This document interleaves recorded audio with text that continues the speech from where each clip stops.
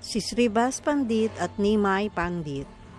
Noong siya ay nag-aaral pa, palaging inaanyayahan ni Nimai, sina Gadadhar, Mukunda at iba pang mga deboto sa isang debating pampilosopiya. Una, tatalunin niya ang kanilang mga argumento. Pagkatapos ay ipapakita kung paano ito maaring ipagtanggol. Namangha ang mga deboto sa kanyang katalinuhan. Ngunit iniisip nilang magkakaroon lamang ito ng tunay na halaga kung siya ay magiging isang deboto ni Krishna.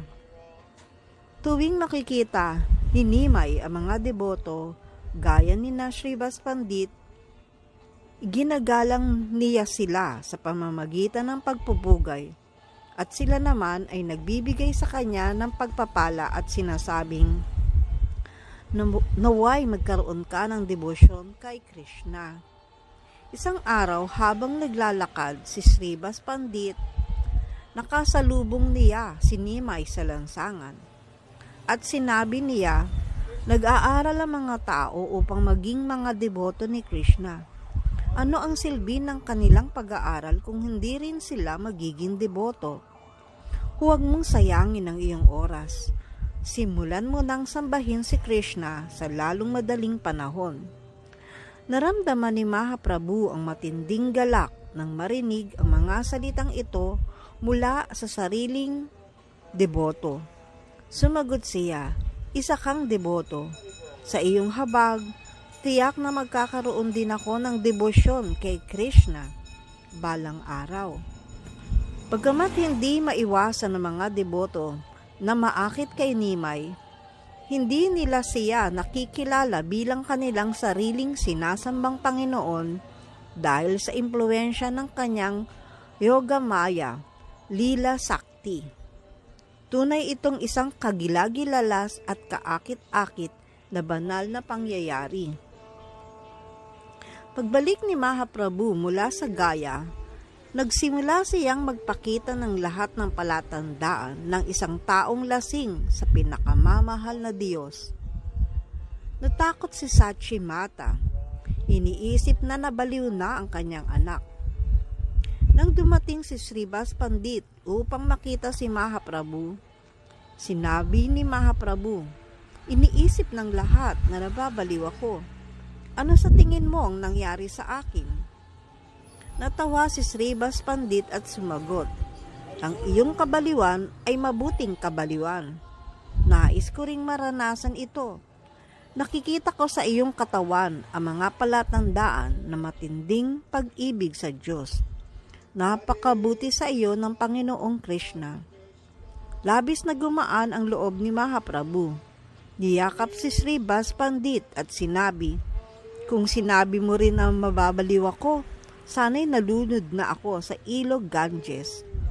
Chaitanya Bhagavat 2.2.113. Nang ipatupad ni Mahaprabhu ang malakas na pag-awit ng banal na pangalan ng kanyang sariling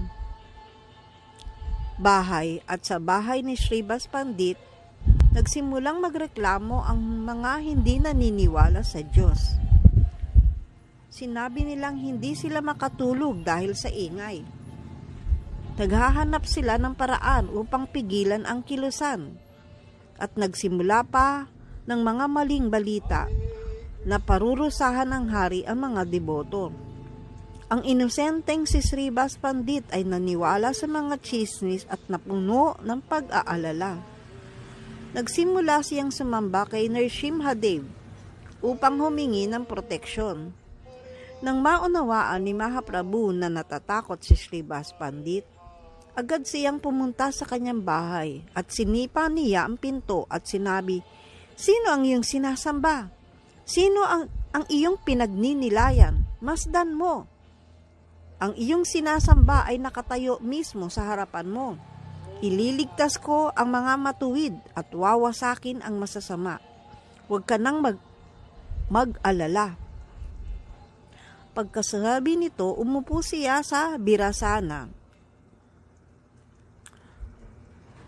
at ipinakita ang kanyang banal na anyo bilang Panginoong Nrsimha.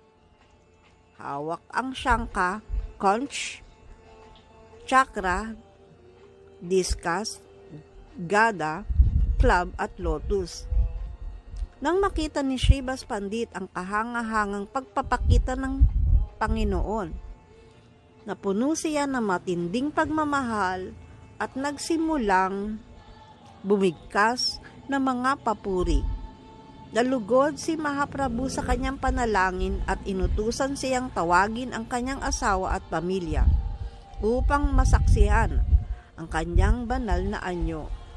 Ibinigay niya ang kanyang prasad kay Narayani Devi at ipinakita ang kanyang habag sa kanya sa pamamagitan ng mga pagsasambit sa kanya ng banal na pangalan. Kung paanong ang isang deboto ay mahalaga sa Panginoon, ganun din naman ang Panginoon ay mahalaga sa kanyang deboto. Haribol.